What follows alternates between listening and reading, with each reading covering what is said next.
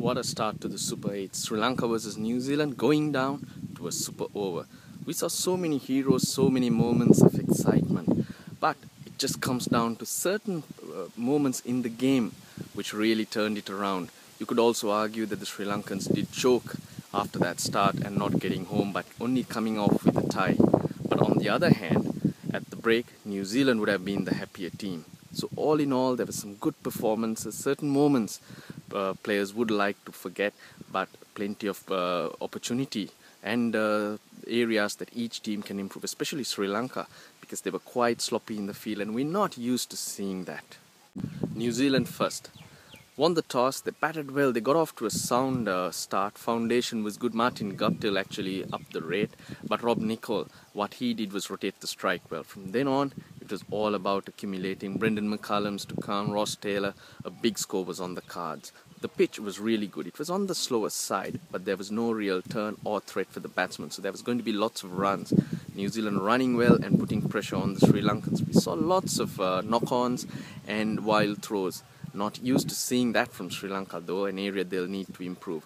The positives for Sri Lanka in the field were Akila Dhananjaya's form with the ball. Though he got hit and may come out with a metal cheek, he did so show signs of being a great spinner. Good loop, got the ball to dip, not afraid to use his variations, bowls with great control, and of course he'll grow and become. Ajantha Mendis's form was a concern, though. We didn't see that ball zip through. Could be his injury could be a reason, because he had come into the game after having an injection and was not 100%. So there's an area that Sri Lanka can work on. And also Lasith Malinga is not yet his usual self, though he bowled a very good super over, held his nerve. All in all, in the first round games too, I thought there were areas that he can improve. 175 was always going to be a stiff target, but after the start that Sri Lanka got, I mean, they should never have been tying that, but coasting home easily. Sangakkara's run out was the turning point. From then on, a little cautious Sri Lanka. Few too many dot balls, and in T20 cricket, you see that rate rise so rapidly. But what they did well was not lose wickets and were able to fight till the end. New Zealand hanging in there, bowling wicket to wicket and making life difficult and trying to get the pressure to tell. Dilshan outstanding. Tim Southee was outstanding with his Yorkers in the end, bowling round the wicket, creating a very difficult angle for the right-handers to get through.